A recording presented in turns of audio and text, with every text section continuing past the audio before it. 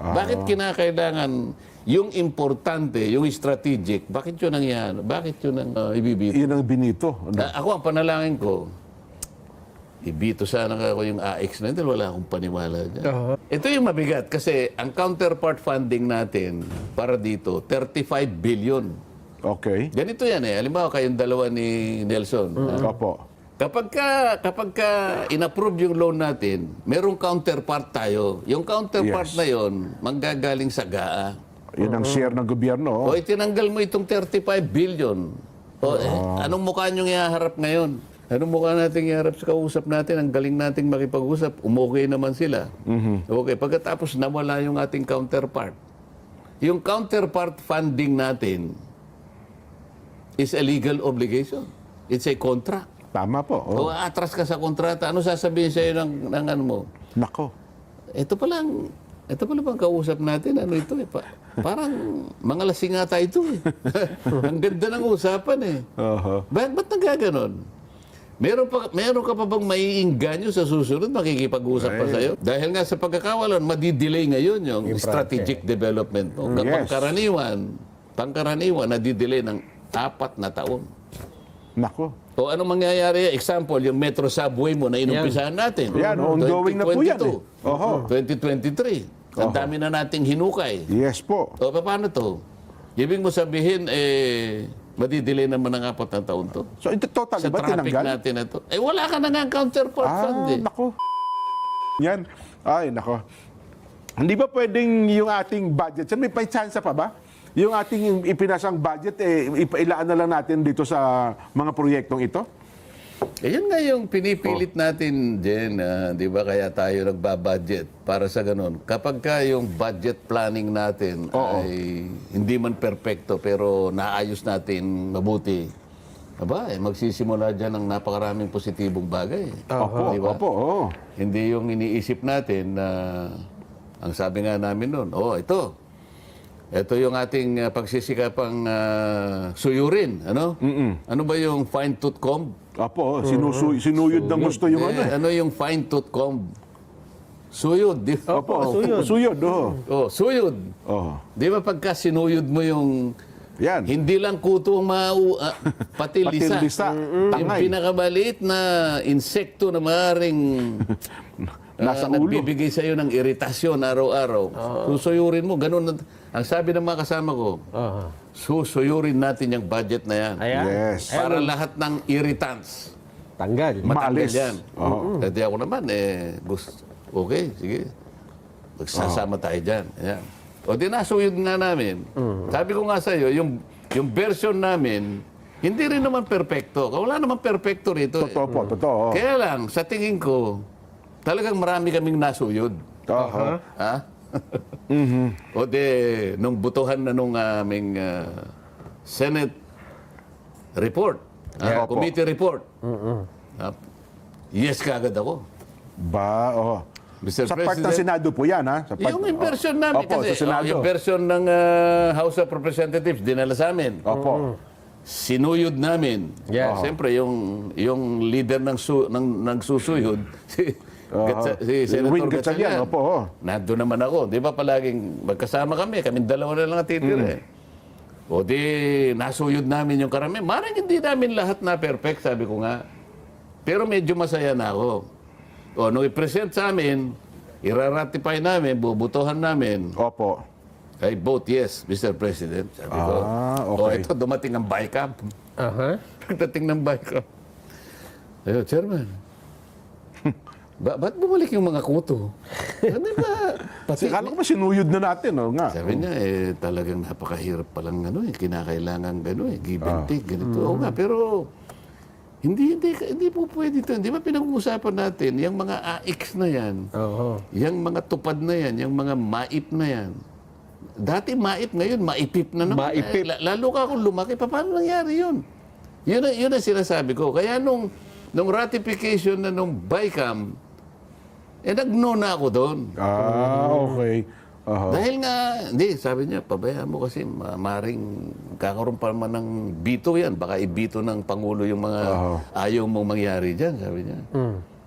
O sige, sabi ko. Sana ang mabito ka ako yung unprogrammed appropriations, di ba? Opo. 243 billion, di ba? Nabito naman po, pero 92 lang. Hindi lahat. Hindi, yung mga nabito, hindi dapat mabito yung karamihan eh. Ganun ho Sa ba? totoo lang. Oho. Magtataka ka, ba't niya binito ito? Eh siya mismo nagpanukala. Nasa NEP lahat yun eh. Oh! Originally, Sa nasa NEP. kanila lang galing pala yun. Dapat may sa ibibito galing sa Office of the President. Ano? Di ba? No, alimbawa, isa sa item na binito, yung budgetary support ng GOCCs. Opo, Yes. opo. Yung mga GOCCs, importante yan dahil ito kapag kayan ay nabigyan mo ng tamang subsidies, Opo, ng tamang tulong. suporta, Oho. at yan ay nakabawi, ano? Opo. Kikita ng malaki yan sa'yo, no? Malaking kita yan aside from our tax revenues. Ito Opo. yung non-tax revenue dito man gagaling. May mahigit tayong about, wala naman siguro 400. Palagay mo lang 350 na GOCCs.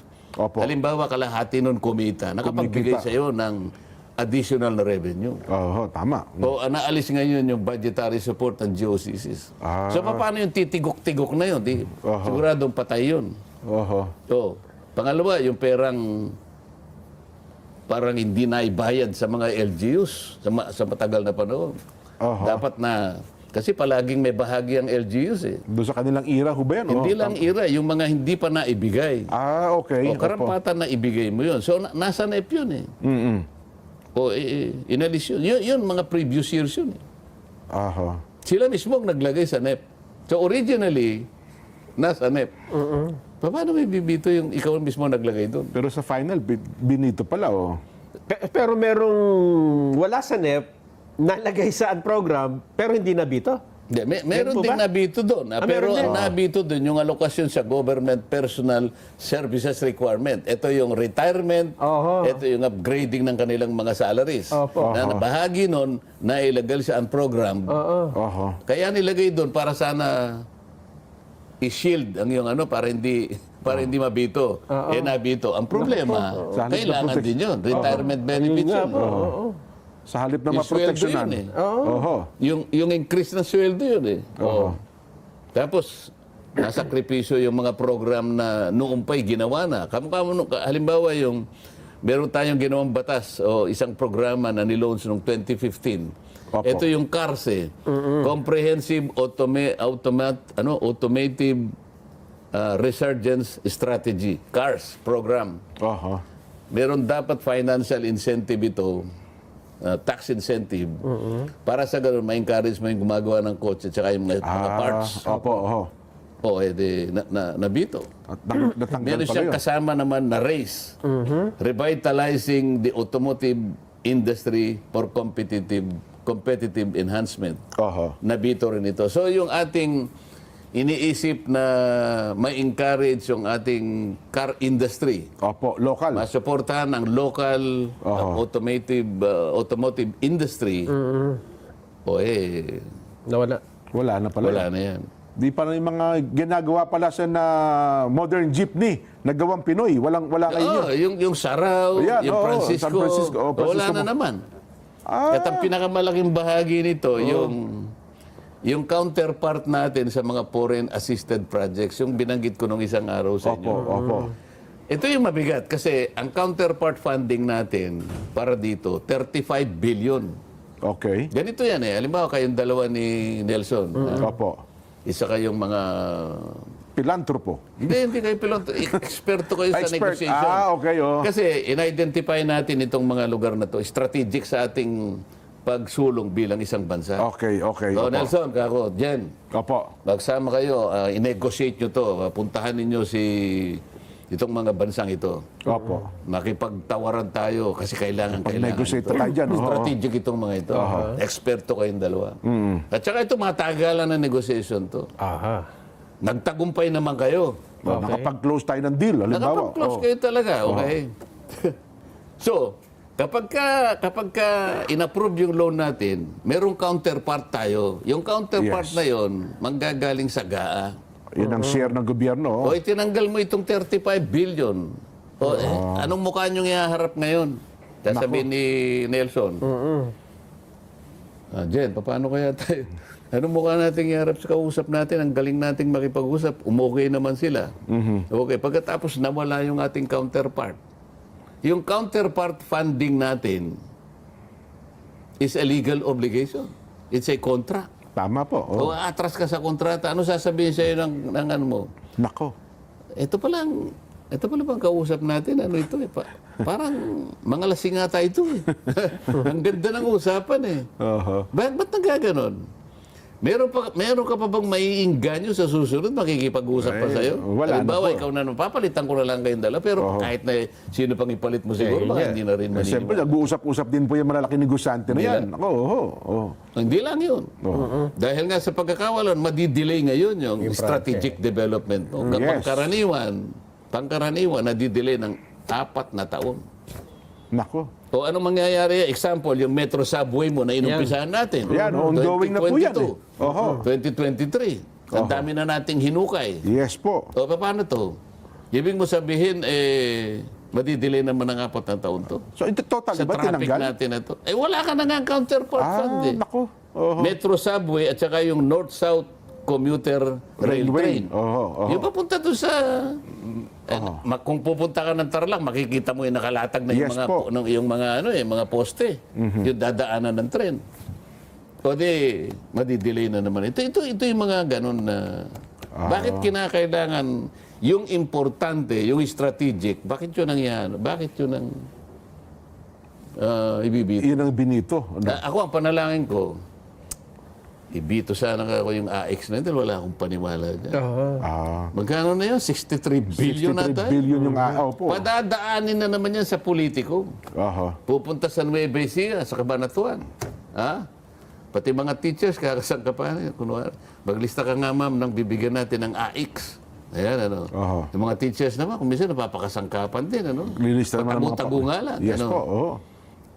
Kasi naman, yung congressman, minsan nakakapag-endorso rin naman yun, ano. Totoo po naman, oo. Mga loko-loko yung mga iba, ano. Ay, nako. Aha. 63 billion. Ang pagkaraniwan, napupunta lang doon sa mga kakilala nila eh. Yung mga katsokaran. Suki na po nila yun eh. Nabigyan mo kunwari, minsan lang yun eh. Pagkatapos, sinasabi ko sa yung MAIP, ito yung pangkalusugan. Po. Medical Assistance for Indigent Patients. MAIP. Maipip. Ngayon, ang ginawa nila, MAIPIP. Medical Assistance for Indigent and Financially Incapacitated Patients. MAIPIP. 51 billion. Ang laki pala. Tupad, 22 billion.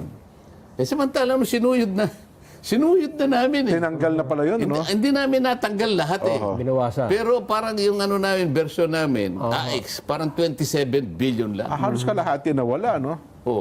Naging 61 billion. Ibinalik. Chairman, bakit ang ganda ng pagkakasuyod natin Pero teka lang, Sen, doon sa mga binabanggit ninyo, anong sabi? Meron na pala nito, bakit meron pa po maipip, AX, tapos zero balance billing na pala tayo sa mga DOH hospital. Yun nga yung sinasabi ko na dapat yun na yung binito. Kasi sayang nga yung subsidy. yung mga Di ba, kung ayuda-ayuda babalikan mo yung sinasabi ko, palitan na natin yung sistema ng subsidy. Kaya pinipilit ko, itong taong ito na mag-uumpisa, maglalabanan na kami sigurado. Pag ipipilit ko na ako na alisin na natin yung subsidies na yan, lahat na lang ng gumagamit ng 200 kilowatt hours, Sa kuryente. yun ang ilibre natin. O dire-diretso yun, matatarget mo talaga yung mahirap. So kahit na halimbawa, pagpalagay natin yung median ay 2,500 pesos. Yun ang kanyang naililibre sa bawat buwan. So hindi lang minsan, every month, kung 2,500 yung kanyang katapat na billing, yung 200 kilowatts, yun ang diretsong pupuntang benepisyo para sa kanya. Hindi magiging pogi ang politiko doon, Sen. Wala nang papogi doon. Wala nang papogi, wala nang pasikat. Diba? Wala pang corruption. Bakit? Diretso sa kanya. So, matatarget mo ngayon. Hindi kagaya ngayon, 61 billion na AX, maipip 51 billion, tupad 22 billion. Pero tingnan mo yung survey ng SWS. Oho. Kalahati ng populasyon sasabihin, mahirap pa po kami. Ayun ang nangyari sa binibigyan niyo subsidy. Kahit kailan hindi nagiging makatotohanan. Nako. Maaring umaabot sa konti lang. Oho. Pero hindi effective, ano? Hindi nga. Hindi. 55% ng populasyon mo nagsasabi, mahirap kayo. Ano yung bilyon-bilyon na tinutulong mo? Wala nga eh. Paano nila ipapatupad yung provision sa budget na walang Anti-EPAL. Anti-EPAL provision. Provisions daw po. Nung, Kagaya ng guarantee letter, nung isang araw ay sinasabi ni Secretary Herbosa na wala na pong bisa yung mga guarantee letter maliban ngayong 2026. maliban ang abunuhan mismo ng politiko ng issue niya. Doon manggagaling sa kanila. Didirekto na nga daw yun sa zero balance billing. Paano nga nila gagawin yon? Aha. Yung DSWD. May guarantee letter din yan. Sino mag-identify na bibigyan ng AIX? Pupunta kay Kapitan. Siya ang nakakalam kung sino yung mahirap. Si Kapitan, kontrolado ni Mayor. Si Mayor, kaibigan ni Gobernador. Si Gobernador, kaibigan niya si Congressman. Siyempre po. Unahin natin yung mga bata natin. Di ba? Paano mo sasabihin na, pagkatapos, sila yung magpapahiram ng lugar kung saan magbibigayan ng ganito. Kontrolado ni Mayor yung gym. Ayaw nyo kong i-involve dyan. Diyan kayo sa kalsada magbigayan. Bahala kayo sa Sino may control nung Bawal daw kasi mga tarpaulin. multipurpose hall? Ha? Wala nga tarpaulin. Hindi maglalagay ng tarpaulin pero magbibigay sila ng papel nakalagay yung pangalan ni Congressman. May slip na ano. Oh. Okay, saan nyo gaganapin? Doon po sa barangay hall na pinatayo ni Kapitan ganito, kay ni Mayor ganito. Hindi pwedeng hindi gagawa ng paraan yan dahil patronage yan talaga. Yan ang sistema na dapat maalis sa bansang ito. Pero sa latest, di ba, Nelson, may nag-file na raw po ng petition sa Supreme Court. Mukhang kukwestiyonin itong unprogram funds. May nag-file na. Nag-file lang. Kailan matatapos yan? 2029 siguro. Susunod na ano. Baka may urgent motion na aktuhan ka agad, hindi kaya? Ito nga 2025 budget, kine-question din. Hanggang ngayon, wala pang decision. Wala ko nga pala. Kailan kinwestiyon yung 2025 budget? Last year po. Last year Ano pa nga po. kailan? January din. Ano na, 2026 na, may nangyari ba? Isang taon na, wala pa. Tapos na. Meron na tayong bagong budget. Mukhang hindi na yata aaktuhan ng Supreme Court yun, no? Ito pa ho isa. Ang balita ko ngayon nga, talagang decidido daw yung mga Kino-question niya nag-ain. yung unprogram. Yes po, Wala oo. sa constitution yan. Ganon. Nagsimula yan, unprogram na yan kanya, 20-something, 2022, bla bla bla. Di ba? Di panagutan nila. Well, di abangan natin, ano? Kasi naman ang Korte Suprema may 24 months Opo. bago niya i-dispose ang isang kaso na ipinal sa kanila. Yung 24 months will begin at the time when the case was submitted for decision. Ganun pala yun. So halimbawa, nagpalitan na ng mga pleadings ng mga dalawang partido. Gagawa ng order ng Supreme Court. Halimbawa, September 5, 2026, Opo. the case is now submitted for decision. May 2 years siya nun. Di 2028. September 4, 2028. Doon na. Patapos na ang administrasyon. Iba na ang presidente siguro. Nako. Di ba? Ay, nako. Well, anyway, abangan natin sen, ano? At saka doon sa pondo talaga, marami pa rin mga Ang question. dapat questionin. Dapat ang kinwestiyon dito. Di ba sabi ng Korte Suprema, ibalik nyo yung 60 billion ng PhilHealth? Sa PhilHealth, opo. Ibalik. Opo, last year pa po yun. Opo. Meron na ruling sabi ng gobyerno, sige, balik. Bakit ang pambabayad kukunin mo sa GAA? Nasa 2026 Nilagay nga po doon, dinagdag. Ba't dinoble mo yung di parang, Jen, Opo. nagbayad ka ng Netflix 2 beses sa isang Ganun nga po isang nangyari buwan. yun. Di ata pwede, di ata tama yun. Mukhang naisahan ako doon, sabi nga noon. Naisang ka ibabalik mo yun Pero ibabalik, tayo tayo na naman ang Dapat hindi sa GAA kinuha. Yung talagang kinuha. Kasi ipinasok doon, dapat talagang mismong kinuha. Yung pera natin, ibalik mo, di ba? Nasaan ba yun? Ba't mo, okay, balik natin, pero nilagay sa GAA. Ang magbabalik ngayon, taong bayan ulit. Hindi lamang yun, yung PDIC. Yan pa. 107 billion kinuha sa PDIC. Isa pa po Ano yun. ano ba yung function ng PDIC, yung kung tawagin yun ay Deposit Insurance Corporation. Insurance Fund. Opo. Anong function nun? Ay, pagka po... Insurance Deposit Fund. Opo. Yun ay pang yun ay pantakip kung sakasakali may mangyari sa Magsara isang bangko. Opo. Di ba? Guaranteed ng isang depositor. Dati Ibabalik. 500,000 lang. Ngayon nata 1 million. 1 million po. Opo. So, meron kang 1 million insurance. So, itong cameraman, meron siyang dineposit na 1.5 million. Nagsara yung bangko, at least yung 1 million, mababalik sa kanya. Hindi naman siya masisiro. Yun ang function nun. Bakit mo kinuha? Hindi naman pera ng gobyerno yun. Alam mo yung pera yun ng depositor at pera rin yun ng bangko. Yes. Kina-counterpart ng bangko yun eh. As of 2023, meron tayong about 300 billion. 300 billion na pantakip doon sa meron tayo ngayon na ano ba sinasabi ng note ko? 3.5 trillion yung estimated insured deposits. Yung buong Pilipinas Opo, buong Pilipinas. So 3.5 trillion estimated insured deposit, ang pantakip mo diyan 310 billion. Okay. Kinuha nila yung 107 billion, ang natitira na lang 202. Kasi sa batas merong ratio yung dalawa na yun eh. Opo. Hindi dapat bababa sa 5.5% to 8% yung relation ng dalawa na yun. Opo. Nung kinuha nila yon, Ilang porsyento na lang po? umano sa maano pa naman sa 5 bakit ba't kinakailangan palapitin mo dun sa delikado. tatagilid ka naman. Unang-una, hindi lamang sa tumagilid. Tama ba yung kukunin mo yun? Una, mali po talaga yun. Hindi mo naman Opo. pera yun. Tapos ang pinangako mo, we will utilize it for national development. Tatapos-tapusan napunta sa flood control. Flood control Ito yung mabigat eh. Kaya nagagalit yung cameraman eh. Sino kayo? Ang galing yung Yung nakaisip pera na. Nakita nila yun, ano?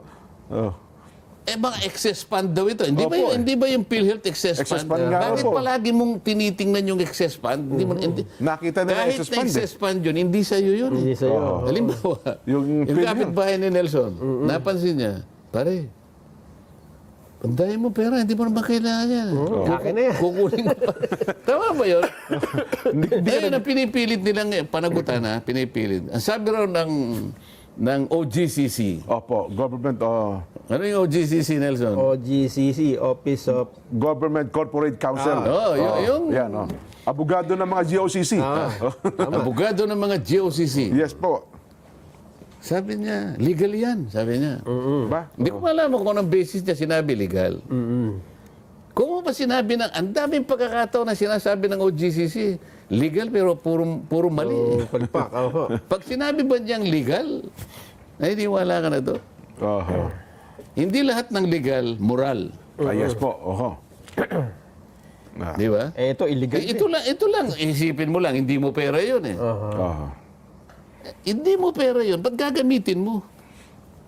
Yung function niya ay pantakip para sa kasiguruhan, kumpiyansa ng mga depositor, kung merong mangyari, ay kahit papano ay May makukuha meron sila sila. makukuha. Panatilihin mo yung kapanatagan ng kanyang kalooban na gano'n. Yes. Bakit mo ngayon pakikialaman yun? Di ba? Yan ang mga issue eh.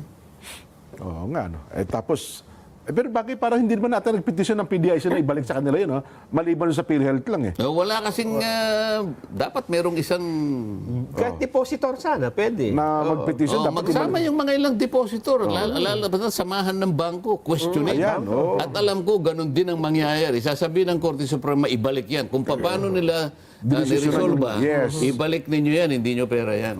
Ganun din yung 60 million na sinasabi nila, billion na sinasabi nila na excess fund. Hindi. Panggarantya eh. Panggarantya sa pera yun eh. Ayun. Sabi nga nila, ang dami palang pera ng PhilHealth natin. Dapat di ba, yung PhilHealth natin, dapat ngayon zero na, hindi Hindi, na marami tayong dapat, PhilHealth, PDIC. Ngayon, hanapin ninyo yung Maharlika Yung Maharlika, Investment Fund. Na hanggang ngayon, hindi nila may paliwanag. Kung saan na nag-invest, ano? Karapatan lang tayo. Basahin po ninyo yung objective ng batas na ginawa namin. Kayo nagpilit ng gagawin namin yan. Nung ginawa namin, ang sinasabi, mag-ulat kayo. Ayun. Mag-ulat kayo sa mamamayan dahil pera nila yan. Kinuha nyo sa Land Bank, kinuha nyo sa Development Bank. Yung perang yan ay ginagamit. Kaya nga, Development Bank of the Philippines pang-develop sa ating ekonomiya. Kinuha ninyo. Kayo ang nagsabi, hindi, akin na muna yan, gagamitin namin.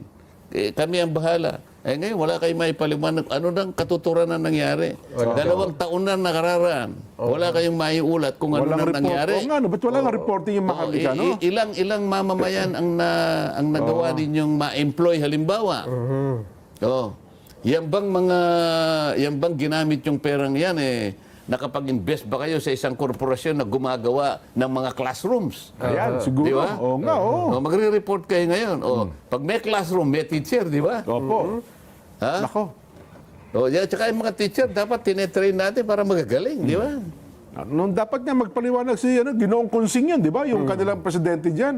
Mukhang matapos sa say talaga para hindi na nag-report kung ano na Puntahan nangyari. mo, alam ko yung opisina niya, nasa Ore, doon sa BGC. Ganun mo ba? Parang minsan nasa lubong ko Oo. Sabi ko, ba't puro mapuputing kasamang babae nito? Parang hindi Pilipina Ganun ba? Mga Caucasian Ay, At baka saka naman, hindi lang baka isa, investor. siguro 4-5 Baka yan. investor Mga investor yan. Ha? baka investor, kinakausap nila. Mga Caucasian na investor. Kilala ko yan. Ewan ko. Basta yun, hindi ko na pinakikilaman. Pinakikilaman ko, mag-ulat ka Ayan, sa mamamayan kasi inan mo yan, pinakialaman mo yung pera. Nako. 250 billion pesos na hanggang ngayon ay walang ulat. Ito na. 60 billion kinuha PhilHealth. Ngayon pinababalik, tayo na naman pala ang magbabayad. 107 billion ng PDIC, kailangan may magdemanda. Ayun. Di ba? Bilang depositor siguro. Yung ginto natin, Ay, baka halos sa papalayan, 30 tonelada, binenta natin. Magtataka ka sa Central Bank, wala man lang nag-isip. Kahit naman siguro yung kotse mo lang dyan ang ibebenta mo, ita-timing mo naman siguro. Oo naman po. Para mataas ang presyo naman, siyempre. Tsaka mag-iisip ka, paano kaya tatimingin mo para mapataas mo yung presyo, di ba? Kung kailan ba naman mababa, doon mo binenta. At alam mo naman next year, dodoble ang presyo. O magkano yung nawala sa atin?